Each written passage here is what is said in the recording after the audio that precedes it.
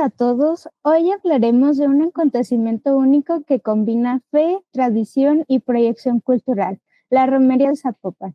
En este espacio reflexionaremos sobre cómo la romería trasciende lo religioso y se convierte en un lenguaje diplomático alternativo, capaz de tejer vínculos más allá de fronteras políticas y culturales. Nos acompaña el doctor Rogelio Martínez Cárdenas, economista con formación avanzada en administración y doctorado en ciencias, especializado en turismo cultural y religioso, y justamente hablaremos de su libro. Buenas tardes, gracias por la invitación y estoy a la orden. Bien, comenzaremos con una pregunta clave sobre un fenómeno colectivo. La romería moviliza millones de personas y articula actores comunitarios, religiosos y cívicos en torno a un mismo símbolo, la Virgen de Zapopan. En este sentido, ¿cómo explicaría que este acontecimiento, reconocido como Patrimonio Cultural Inmaterial por la UNESCO, se convierta en un nodo de diplomacia cultural transnacional más allá de su carácter local y devocional? La romería, como lo dices, ya es patrimonio de la humanidad, patrimonio inmaterial de la humanidad, por el significado que tiene para esta ciudad de Guadalajara y el tiempo que ha transcurrido desde sus inicios, ¿no? Más de 200 años. Y entonces, la cuestión es, ¿representa realmente parte de una tradición que ha tenido la sociedad tapatía? ¿Eh? Y eso es lo que lo hace importante y lo hace relevante a nivel internacional, ¿no? Que cómo se ha mantenido esta manifestación de origen religioso, pero mezclada con una serie de elementos que no son netamente católicos, como es la imagen de la Virgen, sino está rodeada, por ejemplo, de la danza, ¿no? De los danzantes tradicionales en distintos tipos, desde los apaches hasta los aztecas, los sonajeros, y una gran cantidad de grupos danzantes que representan un poco la tradición precolombina, o sea, previa a la conquista española y a la evangelización católica de la población. Entonces, eso es parte de lo que hace esto un elemento que se vuelve atractivo de carácter internacional, ¿no? Esta mezcla donde sigue vigente lo precolombino con lo que viene después del descubrimiento y sobre todo la conquista de México, ¿no? Es la evangelización, y se mantienen vivos, ¿no? Y que aún en una región que es el occidente de México, específicamente en el caso de Jalisco, donde existe todavía mucho debate si existieron grandes poblaciones o no de indígenas en esta región, o solo eran poblaciones de zonas de paso, básicamente, entre los grandes centros religiosos o centros indígenas que estaban entre Michoacán, Zacatecas, ¿no? Entonces, se vuelve muy interesante el hecho de que se mantengan las danzas precolombinas, ¿no? O sea, y donde la mayoría de actores de esas danzas ni siquiera tienen un antecedente indígena, ¿no?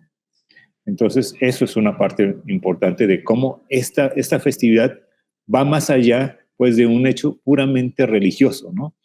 Y además de ser una festividad que, aunque la gran romería es el 12 de octubre, en realidad es una romería que inicia a mediados de mayo, alrededor del 20 de mayo, donde la imagen va circulando en distintos templos de la ciudad de Guadalajara.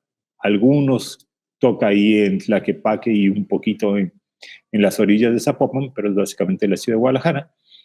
Y entonces esto hace que la ciudad tenga una dinámica distinta en estos momentos en que la Virgen aparece en un espacio territorial, ya sea una colonia, un fraccionamiento, donde la vida cambia con motivo de la visita de la Virgen.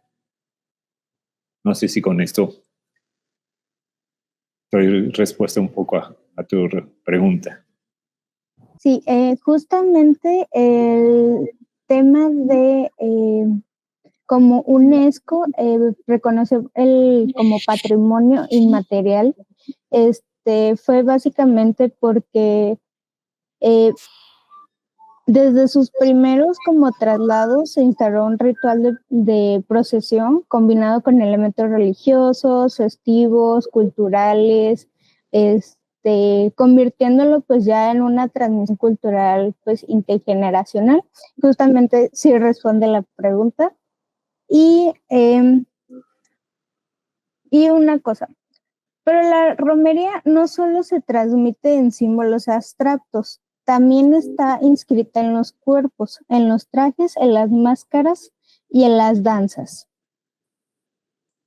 Pregunta, ¿los trajes y máscaras presentes en la romería condensan memoria, resistencia y creatividad comunitaria? ¿Y en qué medida estas expresiones visuales y corporales pueden considerarse instrumentos paradiplomáticos que transmiten una narrativa identitaria hacia otros contextos culturales, actuando como una diplomacia de lo simbólico?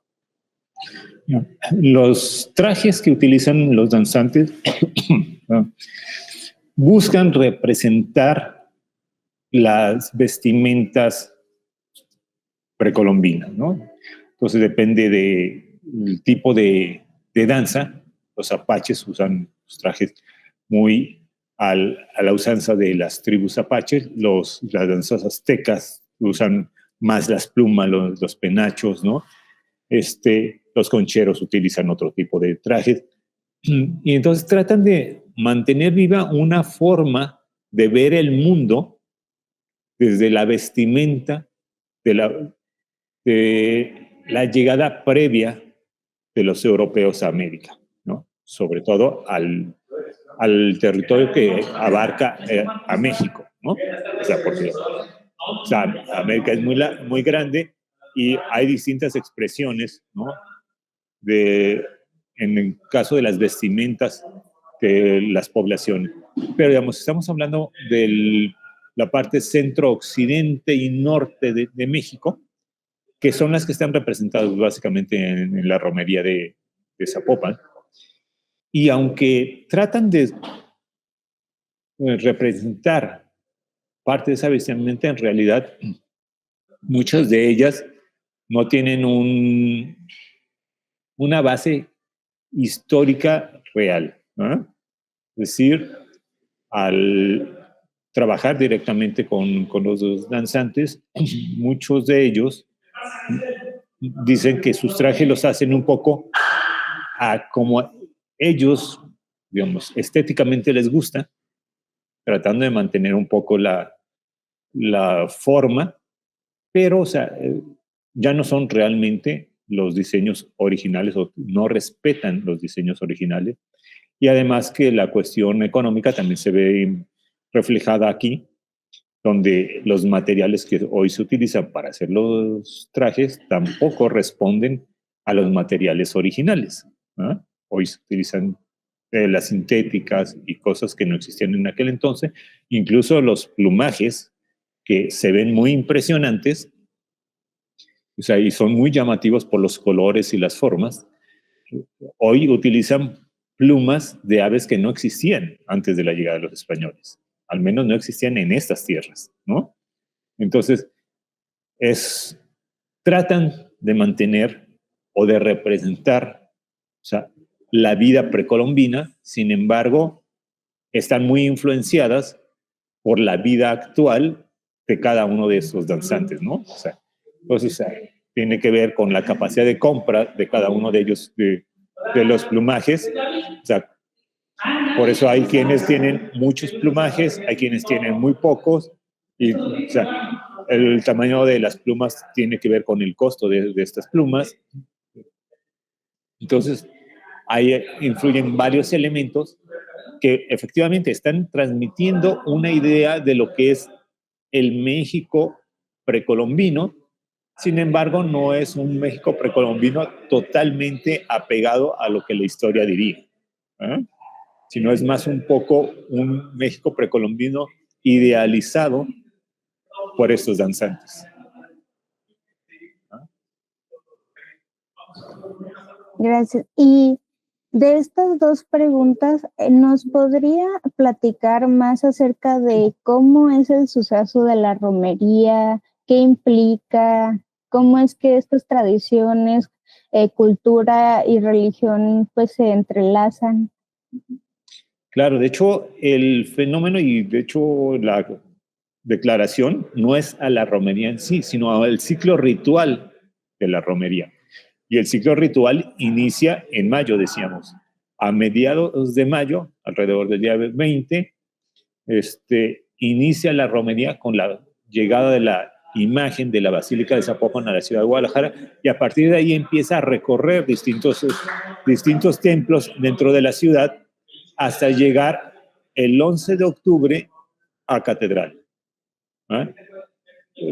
El 11 de octubre se empieza a la gran celebración con una misa por la tarde, luego una velada toda la noche y la salida de Catedral en la madrugada a las 6 de la mañana. Sale a las 6 de la mañana, se hace la misa y terminando la misa sale la imagen para iniciar el recorrido hasta Zapopan, que son entre 7 y 9 kilómetros, dependiendo cómo se haga el recorrido. Se ha tenido varias configuraciones. O sea, algún tiempo fue Avenida Alcalde, después toda Ávila Camacho a Zapopan. Actualmente es Avenida Juárez, después Vallarta, Américas, y toda América hasta llegar a Zapopan. Y ha habido alguna otra configuración por ahí dependiendo de las necesidades propias de la ciudad. O sea, por ejemplo, cambió de Ávila Camacho hacia Juárez y Américas cuando se hizo el trabajo sobre el tren ligero que pasa sobre Avenida Ávila Camacho, que estaba cerrada la calle por obras de construcción, se modificó y de esa manera, digamos, ha tenido distintas configuraciones. Alguna vez pasó por Avenida Federalismo. Bueno, entonces, pero decíamos, ese ciclo inicia en mayo con la visita a los templos. El arzobispado de Guadalajara, junto con la diócesis de Zapopan, determinan cuáles iglesias se van a visitar. Tú haces referencia, yo acabo de publicar 2 libros, uno que se llama La Romería de la Virgen Zapopan, que es un libro tradicional de texto, donde habla sobre la romería, y vienen ahí unos planos donde están graficados los templos que visitó. Yo estoy haciendo comparativo 22 y 23, y vemos que no siempre visita los mismos templos. Hay unos templos que siempre visita la imagen, pero hay otros templos que se modifican de un año para otro, ¿eh? Por la gran cantidad de templos que tiene la ciudad de Guadalajara, ¿eh?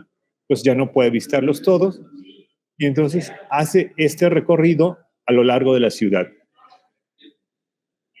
Pero esto tiene también algo que ver con, o habría que explicar un poco de por qué el recorrido. O sea, en la época de la colonia, los españoles no estaban acostumbrados a las lluvias que llegan o que tiene la ciudad de Guadalajara, ¿eh? Es decir, la lluvia, al menos en gran parte de España, no es tan torrencial como en el caso de la ciudad de Guadalajara. Y entonces cuando llegaron los españoles y se enfrentan a estas lluvias, lo que tienen miedo es a las inundaciones en la ciudad. Entonces llega a la ciudad en la noticia de que la Virgen Zapopan es una virgen muy milagrosa, y la traen a Guadalajara para que esté en Guadalajara en la época de lluvia, protegiéndola de las tormentas para que no se inunde la ciudad. Entonces se le da el patronazgo de reina de los protectora de los relámpagos, ¿eh? y las tempestades, y por eso hoy día sigue llegando a principios de mayo, que era cuando originalmente iniciaba la temporada de lluvia en esta zona, ¿eh? Aunque eso, digamos, el cambio climatológico lo ha modificado. O sea, a finales de mayo iniciaban las primeras lluvias, llegaba la Virgen, está todo el periodo de lluvias para proteger a la ciudad, y regresa a principios de octubre, que ya terminó el temporal, ¿eh? Entonces, esto es, digamos, como se hace este ciclo, y es un ciclo en donde participa, por un lado, la iglesia, ¿no? Porque la imagen pertenece al clero católico.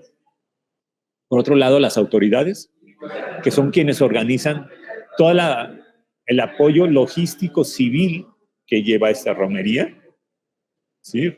Hay toda una logística para proteger, sobre todo el regreso. O sea, los recorridos son mucho más pequeños entre mayo y octubre, pero el gran regreso, hay toda una logística donde se protege en términos de seguridad para la imagen y para las personas, ¿no? O sea, hay servicios médicos, hay servicios policíacos, servicios de limpieza, porque algo que hay que reconocerle a la romería es que una vez concluida la romería, la ciudad queda como si no hubiera pasado nada. O sea, las vialidades quedan en uso, quedan limpias inmediatamente. O sea, conforme va avanzando, la parte de atrás se va limpiando y se va poniendo a disponibilidad de peatones y vehículos. Entonces, es algo que hay que reconocer a toda esta organización. Y por otro lado está la sociedad civil, ¿no? O sea, todos estos, por ejemplo, los grupos de danzantes son sociedad civil, o sea, no están organizados ni por la iglesia ni por el Estado. Son organizaciones que tienen vínculos con la iglesia, probablemente algunos grupos, pero no son vínculos en el sentido que pertenezcan a una agrupación religiosa, sino dado que danzan para la Virgen y están presentes en las celebraciones, pues tienen mucho contacto con el clero por la cuestión de los permisos, organizaciones y recorridos, ¿no? Donde van a ir apoyando y todo, como parte de la logística. Entonces, eso es lo que hace muy rico a esta romería, ¿no? Toda esta organización que va alrededor, donde realmente toda la sociedad está ahí. Está el Estado, está la sociedad civil y está el clero representado en esa romería, ¿verdad? Que encabeza, en este caso, la imagen de la Virgen de Zapopan. Okay, muy interesante cómo es este recorrido para la Virgen de Zapopan.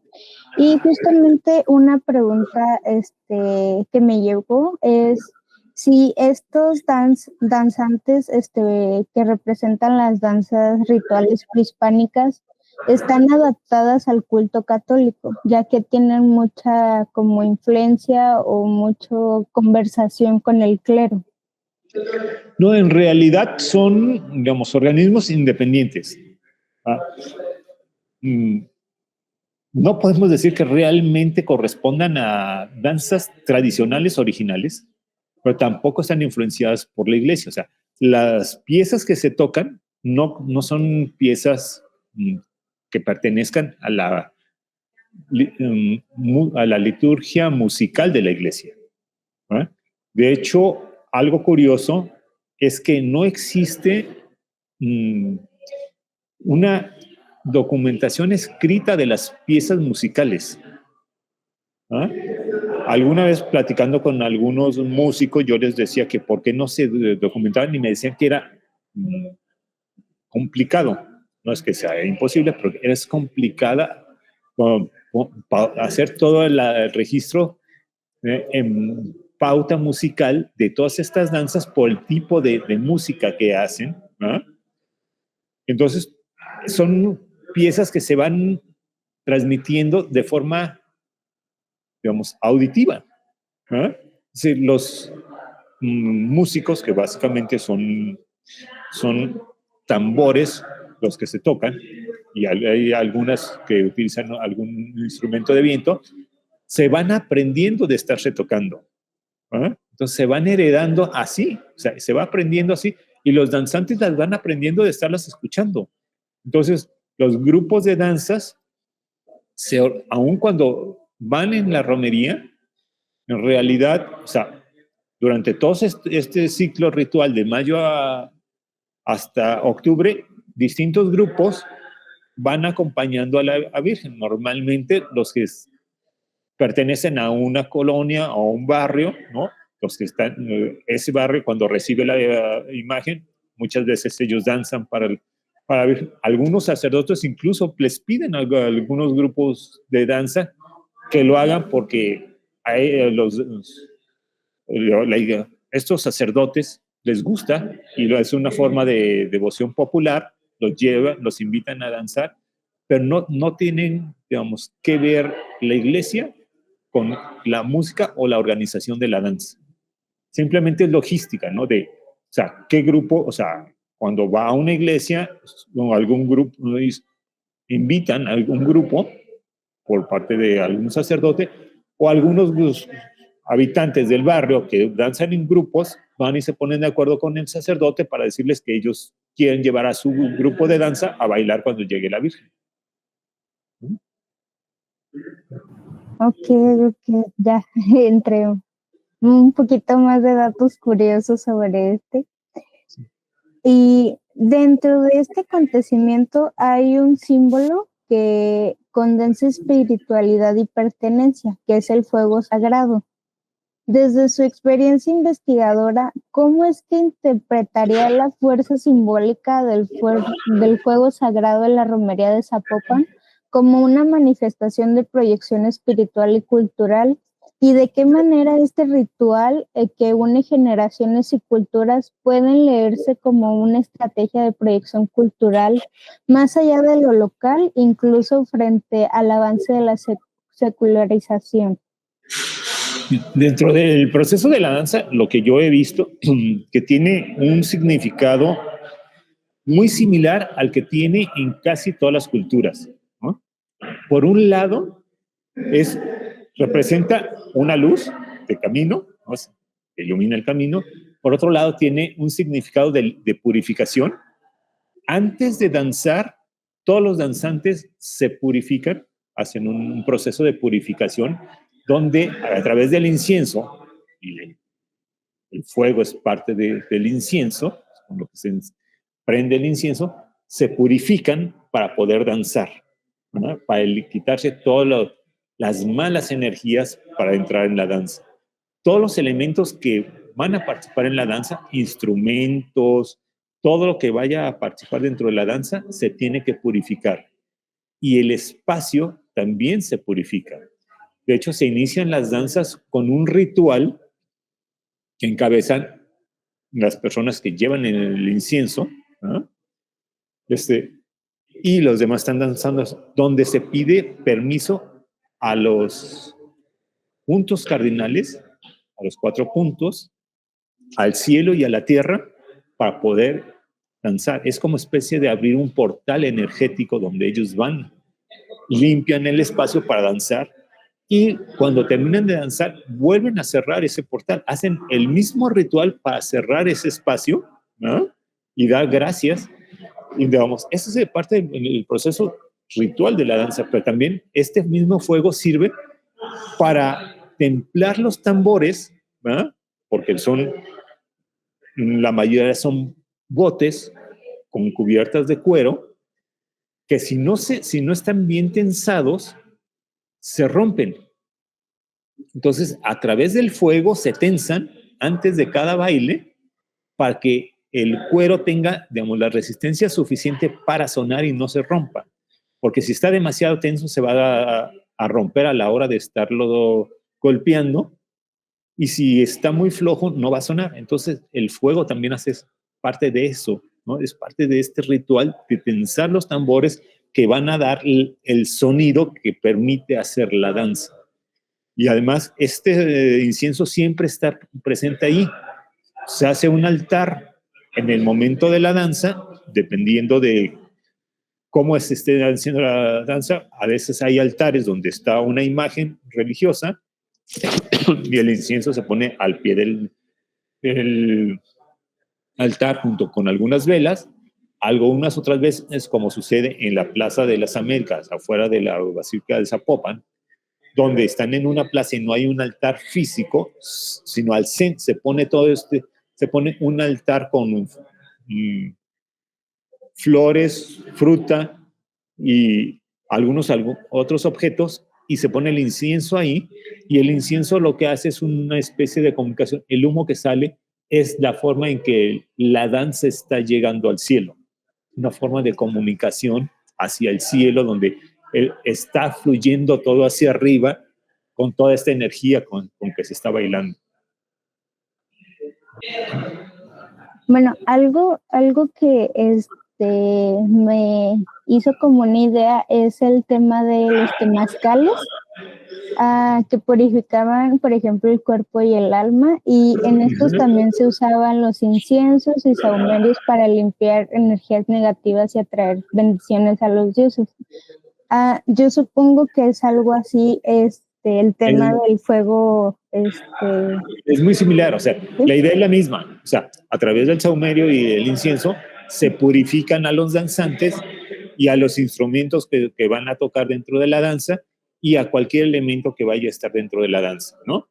Por ejemplo, cuando yo he participado y, digamos, me han dado oportunidad de estar dentro del círculo de danza para poder tomar algunas fotografías desde dentro, no desde fuera del círculo,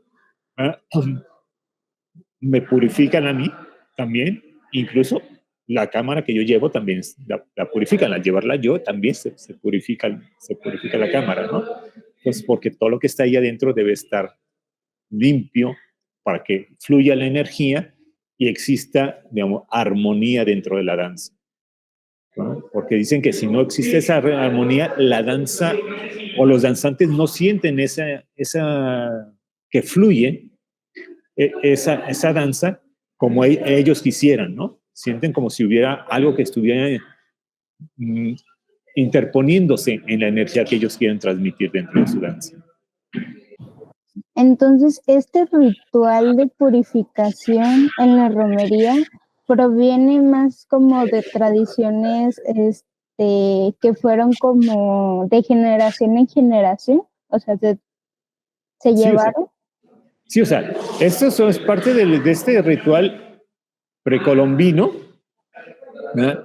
Que se trata de mantener vivo y que no tiene, o sea, pero tiene una similitud también con la parte católica, porque en la parte católica también se usan los incensarios, ¿eh? De los rituales religiosos para purificar, ¿eh? Entonces es esa mezcla y es donde hay muchos puntos comunes entre las partes católicas con la no católica, en este caso específico en México, pero igual que con otras tradiciones donde el fuego tiene ese mismo sentido, ¿no? De limpieza de la energía y de limpieza de todo un espacio, ¿no? Y justamente en esta misma línea, la danza se convierte como en una oración en movimiento y lenguaje diplomático alternativo. Sí, o sea, para los danzantes, ellos, danzar es una forma de orar. De hecho, esto tiene que ver, sí, con la parte precolombina, o sea, las tribus precolombinas oraban a través del baile, y que es lo que siguen haciendo los danzantes hoy. O sea, para ellos la danza es una oración. O sea, en lugar de hacer las oraciones como se hace en la tradición católica con la boca, ellos lo hacen a través de la danza, a través de los pies. Entonces, es una forma de expresión que tienen y que o sea, en muchos pueblos existen estas expresiones, ¿no? Se puede ver también en la India, como hay muchos rituales que tienen que ver, o sea, si no exactamente con danzas, aunque sí hay muchas danzas, con estas festividades que no expresiones corporales de fe. Entonces, la danza es una expresión corporal de la fe, ¿no? Donde cada uno, o sea, aun cuando llevan una especie de coreografía, ¿no? Es una expresión individual, cada uno le está expresando de forma individual su manera de hacer llegar su fe a través de una oración que es danzada. Muchas gracias por sus respuestas. Y bueno, como pequeña conclusión de esta cápsula, La romería de Zapopan es mucho más que un acto de devoción, es un puente cultural y espiritual que conecta lo local con lo global, lo comunitario con lo transnacional, lo simbólico con lo diplomático. Agradecemos mucho a nuestro invitado, el doctor Rogelio Martínez Cárdenas, por sus aportaciones y su gran basto acerca de este gran importante evento que es la romería de Zapopan. Y los invitamos a seguir reflexionando sobre la fuerza de la cultura y la fe como lenguajes que trascienden fronteras. Hasta la próxima.